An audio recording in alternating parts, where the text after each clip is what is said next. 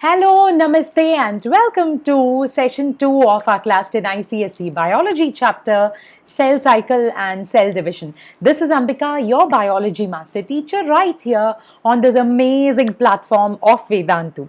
Okay, so let's get started without wasting any time, guys, because I have a lot to tell you, not just about concepts, but a lot of other things also. I had given you a homework in the last session. I would like to discuss the answers to that, and of course, I have to tell you about a few other things also. So stay with me. Let us get started. One day or day one, you decide. So what does it even mean? I'm not sure how many of you understood what I mean by this, but basically, simply put, what it means is, for example, if you are the kind of person who keeps thinking that one day I will start following the timetable, following an ideal timetable, or you may be the kind of person who says today is going to be day one of the timetable that I have made. It's up to you. Think about the difference between the two. If you're the kind of person who says one day I may do this, one day I will do this, you are most likely the kind of person who procrastinates or keeps postponing everything, waiting for the ideal moment. But trust me, guys, there is no wrong time to do the right thing. Let us all decide that now is the right time to start doing the right things. So today has to be day one for you guys to start doing amazing things. Okay, so I will also start following this. So let us be in this journey together. Okay, and before we go, let me tell you a few problems. Let me list out a few problems that children following online education these days face, because mostly I think 99% of the kind of education or classes that are happening in this year, 2020, are online, right? So these are quite likely the problems that most of you have been facing. You may have a lot of unanswered or unsolved doubts because there's no physical teacher in front of you. You may not have access to proper notes. You may not have access to proper tests and assignments, competitive exam preparation, choice of schedule, choice of language. All of these are major problems that many of you these days face in online education, but there's nothing to worry about because we at Vedantu have got all these problems solved for you. And in addition to these, we have a lot of added bonuses also, like unlimited live classes, all micro courses and crash courses, performance reports, personalized attention, and so on and on and on. These are just a few of the bonuses that you get. But for those of you children who are new to the platform of Vedantu and who don't understand what I mean by the term micro course, crash course, I think most of you know well enough what a crash course is, possibly. But micro courses are something very, very unique that Vedantu has, in the sense they are concept level or chapter level courses designed at very, very pocket friendly prices. So for instance, if there is a single concept or a single chapter that you want Vedantu's help for on the official platform of Vedantu, not on YouTube, you can definitely go in and choose that. Okay, so that is what we call micro courses. That's just for a piece of information for the newcomers here who don't understand what micro courses are. Let's move ahead. To understand more about these children, all you have to do is visit vdnt.in/ytpro. Let me tell you, there is no harm in going and visiting this, because certainly you will find something that will suit you. Okay, so and then once you visit that link, this is what it will take you through. You get an opportunity to choose your grade. So basically in this list you can choose grade 10 because you're all belonging to ICSE grade 10, and then choose your board. So here it's going to be ICSE 2021 for you. Okay, and then you go to check out the details of this course, which is called the Pro Subscription course. The features, most of which I've already mentioned to you, and in addition, you can have a look at it. Unlimited access to live classes, test series, assignments and study material, score improvement, and all of that is mentioned here in the features. So what do you do? To buy or to get subscribed to our Pro Subscription courses, all you have to do is click on the button Get Subscription. So then what happens? Most children, as soon as I say this, you guys come and ask me for the pricing. So here we are transparent in all of these. We are providing you with the details of the 1 month, 3 months and 6 months plan of the Pro Subscription courses, according to which you can choose what suits your needs and is pocket friendly to you. Okay, so for the 1 month subscription of Procosis, the total amount payable normally is 2,699, whereas with the application of a code which is AMBPRO, you get a discount, application of which gives you reduces your amount payable to 2,294.15. So this is a subscription for just 1 month, and in that 1 month you get unlimited access to all of these features mentioned here. Okay, and then comes the 3 month subscription, wherein for 3 months you have unlimited access to all of these features. The pricing is 6,999 in normal case, but application of the code AMBPRO gives you a reduction, and the amount payable becomes 5,949.15. And then for 6 months, the normal amount payable amounts to 11,499, and application of the coupon code reduces it to 9,774.15. So go ahead and choose whatever suits you best. At the end of the session, again, I'll show you the link and tell you the code once again, but this is just there for your basic piece of information. Okay, and let us get started. So this was the homework question I gave you in the last session. So if the DNA sequence on one strand read CGGATCATTAGA, the sequence on the complementary strand would be dash. Okay, so here I have not pasted the snip of the answer or the best answer. I mean, I don't think there is any best or worst in this. It's either correct or wrong, because it's this is pretty much something like a mathematical problem wherein it's either correct or incorrect. There's nothing in between, because you're not describing anything. Applying the basic rules of base pairing, if you have understood that particular concept well enough, you would certainly have got it right. Okay, so let's see. I will tell you the list of the people who consistently come up with the answers fastest in the last session of this chapter, which will be our mentee session, so that we can have a look at all our most consistent children. Okay, so here I have put the answer for your sake. This will be the sequence on the complementary strand. How did I work it out?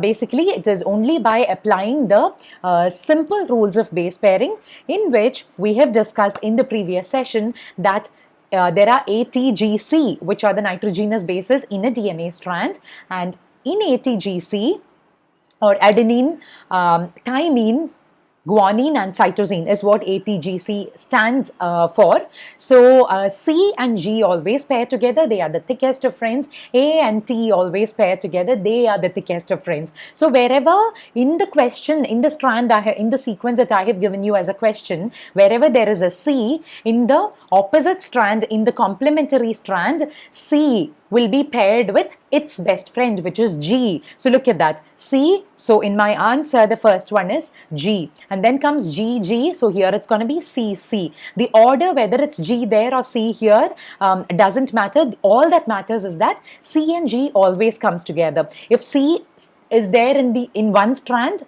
it would be G and that particular position on the other strand, and vice versa. Okay, so it is going to be GCC, and then the fourth one there in the question is A. So here it's going to be T. Wherever there is a T in the question sequence, it's going to be A in this one, and so on. This is how we work out the sequence of the complementary strand of DNA when one strand's sequence is given to us. Okay, so it's a very, very interesting thing to know about, and I would say we must work out questions like these as sort of a stress buster in biology sessions, because they are definitely worth it.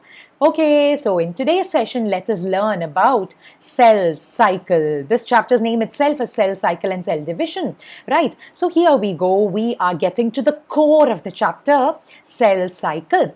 Now, first of all, why does the body require new cells? Cell cycle and cell division. Why are we talking about all this? Why is it so complex?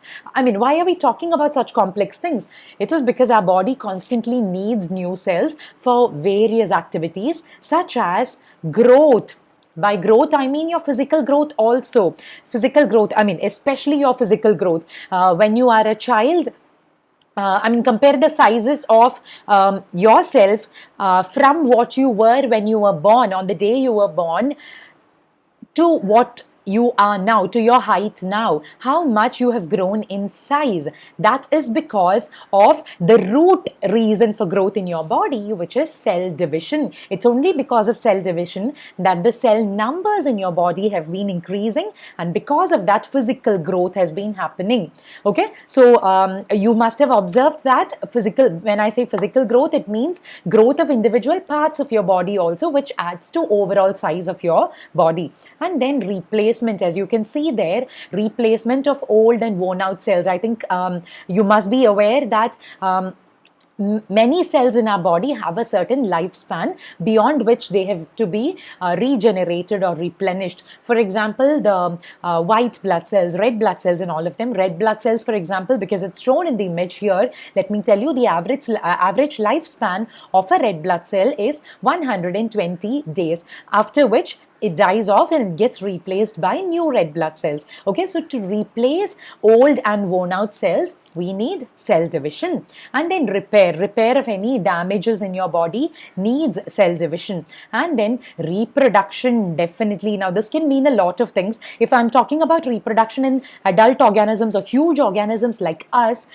it probably refers to the formation of our gametes, or the formation of our germ cells, the sperm and ova in males and females respectively. Formation of our gametes happens because of a type of cell division, which you will be understanding in one of our upcoming sessions, not in today's. Okay, so formation of gametes, yes, cell division is super duper important. Apart from that, if you think about unicellular organisms like amoeba, certain bacteria and all of that, what happens is cell division itself is reproduction. When we say that an amoeba reproduces, what does it mean? An amoeba, it's a unicellular organism. It means that amoeba is splitting down into two daughter cells, which means it's reproducing also. It's also equivalent to cell division in a unicellular organism's case. Whereas in a sexually reproducing multicellular organism, we can think about the scenario I told you earlier, in that cell division is responsible or is useful during gamete formation, a type of cell division. Okay, so that brings us to defining cell cycle. What exactly is cell cycle? The name of the first half of this chapter, cell cycle. The sequence of events that occurs between cell formation and cell division is what we call cell cycle. So what I'm trying to say is, the moment a cell is formed, we call it a young cell. Okay, and then there is a certain time period that it spends with itself, like being itself, until it is ready to divide. Think of ourselves, human beings ourselves, or any other animal or multicellular organism for that matter. Most of these organisms, including us, we don't reproduce the moment we are born. There is a certain level of physical maturity, there is a certain level of hormonal maturity, and all of that all of us have to undergo to determine whether or not we are ready to reproduce. Similarly, even if you think about a single individual cell, to decide whether it is ready for reproduction or cell division, it takes a certain amount of time. That time period, which extends between formation of a cell or the birth of the cell until it is ready to divide, that time period in between these two events is what we call cell cycle. And why is it so worth discussing? Because there is a lot that the cell goes through during this period before it ensures that it is ready for division. This is what we are going to be learning in this session. So basically, broadly speaking, the cell cycle can be divided into two major phases. We call it the interphase and the mitotic phase, or the M phase. Why is it called the interphase? Does it strike any bells to you, the word interphase? Inter is between. Mitotic phase is actually the actual phase of cell division. Okay, the actual phase where one cell splits into two daughter cells. Okay, that is mitotic phase. Interphase is the phase which is between two adjacent cell division phases. It will make better sense to you when we discuss a few more things in the next 15 minutes, guys. So stay with me. Now, Let's go a little deeper. We said it is divided into two major phases, interphase and M phase. So M phase, as you can see, is already here M, but interphase is further broken up into three major stages: the G1 phase, the S phase, and the G2 phase. Okay, why is it called G1 and G2, and what do they stand for? G stands for gap. It's called gap 1 phase. S is called the synthesis phase for a reason which I will tell you in a bit. G2 is called gap 2 phase. Okay, so initially it is said that I have read somewhere that it's called gap phase, basically because initially when scientists were trying to study the cell cycle, they observed that between two adjacent cell division cycles, like for instance, I'm talking about one cell, it's dividing into two. And then those two daughter cells immediately don't divide into four daughter cells in the next immediate step. There is a little bit of a time lag between cell division number 1 and cell division number 2. What is that? So they perhaps in the initial days of research, scientists considered that to be a gap between adjacent cycles of cell division, which is perhaps why they have called it gap phase. Okay, it's called interphase now overall, considering G1, S and G2 together. So remember guys, cell cycle overall or broadly divided into the interphase and the M phase or the mitotic phase. Okay, so yes, now let me tell you a little more about these phases. As you can see, there is the G1 phase, S phase and the G2 phase, which are together called the interphase. And here the M phase itself is comprised of the mitosis phase, which I told you is the actual cell division, and cytokinesis, which is splitting of the cytoplasm into two daughter cells. So M phase together comprises of mitosis and cytokinesis. All right. So this is about M phase, but children, do not worry too much about it. What is mitosis? What is cytokinesis? You may not understand completely now. We will be discussing this in our upcoming session. Okay, so just wait until that. Today, I just want to get you introduced to mainly how this overall cell cycle occurs, what happens in G1, S, and G2. The further events in the M phase we will be discussing in our upcoming session.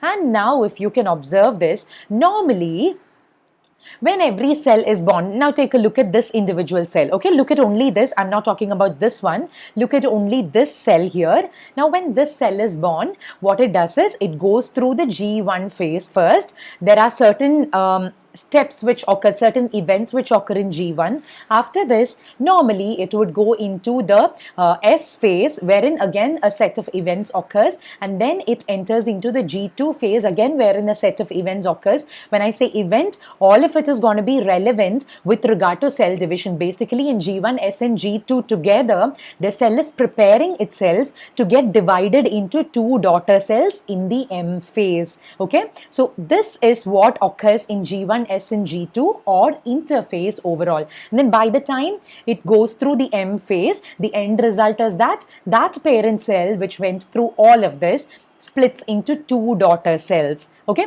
so this is the normal pathway. Whereas, just for your information, let me tell you one more additional point. It can happen that certain types of cells in your body, like for instance your brain cells or your nerve cells, which we call the neurons, once they are formed, they usually don't have to, get regenerated or replenished, because if they are lost, neurons are said to be lost forever. It is difficult to regenerate brain cells or nerve cells. Okay, so there is a strong reason for that also, which we will be discussing. But for now, just understand there are certain cells in your body which do not have to continuously divide. Once formed, they are always there. They don't have to keep dividing constantly. Some of your heart cells are also said to be like that. So what do? They don't have to go through all this unnecessary formality every time they want to divide, because as I said, they don't have to keep dividing itself. This is basically a preparation for a cell to divide. So in that case, what do? They enter an alternative chain or an alternative pathway, wherein once they are born or once they are formed, imagine this is the cell I'm talking about. If this is a neuron cell or a cell that doesn't have to undergo cell division, at least for some time or for the rest of the person's life, what it does, it specializes and it enters another phase which is called the G0 phase, or the resting phase, wherein there is no active division that occurs. Okay, but this is the case of neurons and many other cells in your body. But then there are also certain cases where some of your cells temporarily enter the resting phase or the G0 phase, and there is a chance of possible re-entry into the G1 phase, so that that cell can continue its normal cell cycle and divide further. Okay, so this is the basic gist of the cell cycle. Now, G0 is not commonly asked in your ICSE class 10 syllabus. I've just put it there for your understanding in case there are any of you who aspire to compete in the NEET exam after your class 12. All of this information is going to come in handy. But then in class 11, CBSE or ISC, you're going to be learning all of this well in detail. Okay, so for now, just get introduced to all of this. So this is basically it. So imagine there would be other exceptions also, wherein your cell may not have to rest at all, or your cell may just keep dividing continuously. Usually in a normal cell, what happens is it spends most of its time in the interphase or preparing to divide, and then only when it's time to divide, it enters the M phase, right? But then there is an exception in your body, or there is an exception in most living organisms' bodies, wherein instead of spending majority of its time in interphase, a cell can spend most of its time dividing. Can you guess what that could be? I would love to see it in the chat section here while it's getting premiere, or put your thoughts in the comment section below. Well, but let's not wait until the next session to break that suspense. The answer is cancer cells, because cancer cells or tumor cells in your body, the basic problem is that the cell uncontrollably divides. So most of the time it spends in the mitotic phase or the M phase and spends very little time in interphase, right? Okay. Now let us look at it stage by stage. What happens in G1 phase or gap 1 phase? So this is what early G1 looks like, wherein two daughter cells have just been formed from cytokinesis or M phase of the previous cycle. Okay, I hope that is clear. So both of these daughter cells have come from a common parent cell, which after one mitotic division has split into these two daughter cells. So what happens? What they do is they start assembling things which are needed for their independent divisions. Obviously, daughter cell A here and daughter cell B here, they must be independent enough to be able to divide into two daughter cells each. Right, so these two are going to be splitting into 4 at the end of this cycle, and so on. This happens continuously. It's a continuous process. So why I have put both here is to show that they are fresh out of one M phase. Okay, so what happens to them as soon as they come out of an M phase? As soon as a cell is born, a cell grows in size. Okay, it grows in size, and then substances like RNA and proteins, which are essential for DNA synthesis or DNA replication, are occurring in this particular phase, in gap 1 phase. Synthesis of RNA and protein. What is RNA? It is ribonucleic acid, which is something very, very similar to DNA. The only difference is that in DNA, if you remember, in the previous session, I told you the sugar, in the sugar phosphate backbone, it is the deoxyribose sugar. In RNA, it's going to be ribose sugar. So ribose sugar, ribonucleic acid is what RNA is. So RNA, DNA, proteins, all of these are closely interconnected when it comes to your genetic level studies and all of that. But let's for now understand that RNA and proteins are absolutely necessary for replication of DNA. Now, why is replication of DNA so important? Obviously, DNA replication has to occur because a cell, when it splits into two daughter cells, only if it has doubled its DNA content can it split it equally and distribute it to its daughter cells. Just like a parent would try to save enough to distribute equally among his or her two children, or how many ever children they have. Something similar to that. A simple analogy I wanted you to picturize to be able to imagine this a little easier. Okay, so that's about it. These are the two major events occurring in G1 phase. Okay, growth in size of a cell and synthesis of RNA and proteins for DNA replication. Okay, this much is preparation of a cell, the first stage of preparation of a cell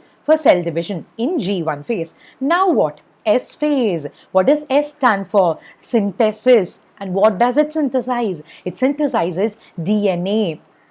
How does it do this? DNA replication occurs, as you can see. Now look at this. Remember I told you the chromosome structure of the chromatin, compare it with what you see here. As soon as a cell is born, in the nucleus you would find the genetic material in the form of thread-like structures called chromatin. But as it progresses through the cell cycle, it tries to condense and become more of the organized structures in the form that we know as chromosomes. Okay, so these are two different chromosomes which are put in here. Well, this is just there for representation purpose, children. Do not get carried away by the number. Human beings, we have 23 pairs of chromosomes. Do have that number clearly in your mind. We don't want to overcrowd one image while explaining a concept like this, right? Because then the purpose of explaining it is lost, which is why here we've just put 2 chromosomes inside this.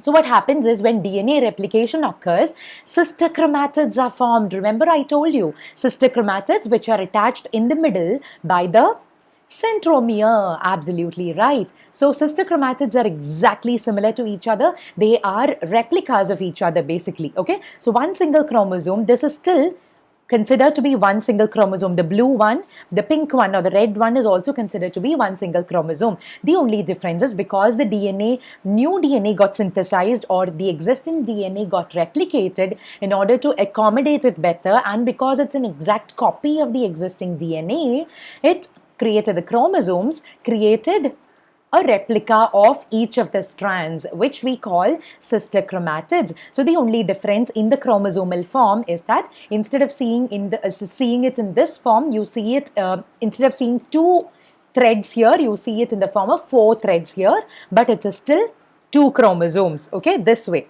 Okay. Yes, and let us understand a little more about DNA synthesis or DNA replication. This is just there for you to recall what we discussed in the previous session about the structure of DNA. I think I've told you this today also when we discussed the homework question, right? So adenine, thymine, guanine, cytosine, and 2 strands which are running in opposite directions. You remember I told you the 3' 5' end and the 5' 3' end, right? So 3' here and 5' here, 3' end here, 5' end here, right? They run in opposite directions to each other, both the strands, but then they are complementary considering nitrogenous base pairs, and the base pairing rules, we've discussed all of that. So at the time of DNA replication or DNA duplication, what happens is, again, children, do remember, don't get worried too much because you're going to be learning this well in detail in class 11 or 12. Okay, so what happens is the double helical structure of DNA, it starts unzipping from one end when it's time for DNA replication. And when this happens, you can see the 2 strands which were paired up. In one part, it is still paired up. You can see it's just there for your understanding. In the other half, in the lower half, you can see it has separated into 2. It has basically unwound into 2. Okay, imagine like you have opened up what is there coiled together in this image into 2 separate strands in the lower half. And then what happens? Then based on the base pairing rules and based on all the other principles of DNA replication, which we have discussed in the previous session, all the other rules, new strands get formed. Look at that. How is the sequence of the new DNA strand decided? As I told you, simply based on the base pairing rules. So in the new strand, which you can see in the green arrows here, look, you can see that, right? This is representing the new strand formed as complementary strand to this one. And here again, there is a new green strand forming as a complementary strand to this one. Right? How is it forming? It's not random. Wherever there is a G on the old strand, the new strand will have a C. Wherever there is a T in the old strand, the new strand is going to have an A. And so on and on and on until the entire parent DNA molecule has split up into 2 and one DNA double helix has split up into 2 daughter DNA double helices. Okay? This is what happens in DNA duplication or DNA replication. Okay, so I hope that makes it clear. So now let us go on to the last phase of interphase, which we call the gap 2 phase or the G2 phase. So this is the picture that you would see in late G2 phase, wherein you can see the DNA is duplicated, right? And there is the nuclear membrane that's here, and the centrosome, nucleolus, all of this. Why is the centrosome mentioned here? It's because it plays a very, very, very important role at the time of the mitotic phase in terms of forming structures such as the microtubules, among many other machinery. So basically, what does G2 phase do? If you recall the sequence I told you in the cell division, cell cycle, it's going to be G1, S, G2 and M. So after G2, immediately it's going to enter the M or the mitotic phase. So in order to enter the mitotic phase, it's doing its last minute preparation. Okay, DNA synthesis has already occurred in S phase. So now in G2 phase, it's trying to wind up in the last minute, assembling more and more machinery that would help it undergo mitosis completely and smoothly. So formation of microtubules and proper development of centrosome, all of these are part of that preparation, so that at the end of G2 phase, which is why this image is put here, late G2, this cell is ready to enter into the M phase. And M phase, I told you we are going to be discussing that well in detail in the upcoming session. So just for us to quickly summarize all the events of cell cycle, remember what cell cycle is? It's basically the list of events or the sequence of events which occur right from the formation of a cell until it is ready to undergo division. That is what we mean by the cell cycle. Okay, broadly a cell cycle can be divided into two phases, the interphase and the M phase or the mitotic phase. So interphase is what we have discussed in detail today. It starts with the G1 phase, wherein which is the phase where it starts preparing itself for future division, starting with growth in cell size. The cell grows in size, it starts assembling or collecting RNA and proteins, basically synthesizing RNA and proteins. These are the major events in gap 1 phase or G1 phase. And then S phase is where it splits into or replicates, the DNA replicates into double. So the amount of DNA basically doubles up in S phase or synthesis phase. Chromosomes duplicate into sister chromatids. Remember, have that picture also in your mind. And then comes G2 phase or gap 2 phase, which is the phase after DNA duplication, wherein the cell does its final rounds of preparation before mitosis, such as formation of microtubules, centrosomes, and all of those. And then once interphase ends in the parent cell, it is ready to enter into the M phase. The M phase, I'm just giving you a gist right now. It's divided into 4 major phases, which are prophase, metaphase, anaphase, and telophase. And this is what we call the mitotic phase, which is followed by cytokinesis or splitting of the cytoplasm. And then it results in 2 new daughter cells. And then what happens? Each of these daughter cells would independently carry out their respective cycles so that they can also carry forward their cell division independently. Okay, so that is as simple as that, how cell cycle occurs, what are the events in cell cycle. Now, before we go on to the quiz time, children, how often do cells divide? Do they just keep dividing all the time? Honestly speaking, the answer is that it varies from cell to cell depending on what kind of a cell it is. For example, brain cells, as I told you, don't divide at all. Once formed, they are just there. They don't divide or they don't die at all unless there is some kind of an injury or an accident or some kind of a disease that occurs. And then what about liver cells? They normally divide once every 1 or 2 years. But then surface skin cells are those that are getting constantly replaced and repaired, right? And then comes meristematic cells. In the case of plants, they keep rapidly dividing all the time. I think what's relevant to us human beings in these examples would be the brain cell, liver cell, and our skin cells found on the surface of our skins. They constantly divide. And now it is time for a wonderful quiz. Let us quickly check how much of what we learned today we have understood and we will be able to reproduce. Okay, quickly now. Synthesis phase in the cell cycle is called so because of the synthesis of more dash RNA, RNA and protein, DNA, glucose. Synthesis phase or the S phase, what is the major event there? What does it synthesize? Why is it called synthesis phase? And your time is up. The answer is DNA, synthesis of more DNA. Next one, chromosomes are duplicated in which phase of interphase? Okay, and your time is up. Again, synthesis phase. It's very much related to the first question, but if asked in this manner also you must be able to answer it. Okay, sister chromatids are formed in the synthesis phase or the S phase. Now in the first growth phase, what happens? RNA is synthesized, proteins are synthesized, both RNA and proteins are synthesized, or DNA is synthesized. And your time is up. Both RNA and proteins are synthesized so that it can prepare itself for DNA replication or cell division, because RNA and proteins are all very important when it comes to cell division. Okay, now liver cells divide only dash once every 5 years, once every 1 to 2 years, once every 3 months, once every week. I've told you the answer just before the quiz time started, and your time is up.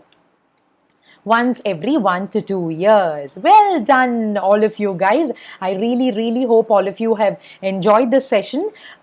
So do put in your comments in the comment section below, children. But before we sign off, let me remind you, you now know the events of the cell cycle. Never ever forget this, okay? Cell cycle divided into interphase and M phase. Interphase consisting of G1, S and G2. M phase coming up very soon in our next session, our very next session.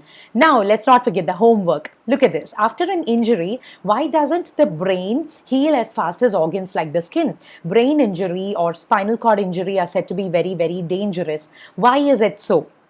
Okay, so think about it and give me a good answer. Let us see who's going to be giving me the first and the best answer for this question. And once again, let me remind you, children, do remember about the pro subscription courses that I told you. To know more details, visit vdnt.in/YTPRO, and the coupon code that you can apply to avail the discounts is AMBPRO. Okay. So make the best use of it, and do remember to hit the like button if you have enjoyed the session, children. Please do share it with all your other class 10 ICSE friends, and I think even CBSE class 11 students will find this useful, because this is a base of what they have to understand in the chapter cell cycle in class 11 also. And do remember to hit the subscribe button right now, which will subscribe you to our channel Vedantu 9 in 10 English, because every single day we keep coming up with a lot of interesting content of all your major subjects. All of us work very passionately just for you guys. And in case you want to get in touch with me privately, please do reach out to me at ambika.gopalakrishnan@vedantu.com. Okay, children, so until we meet again, take care, stay happy, stay healthy. This is Ambika signing off, and bye-bye.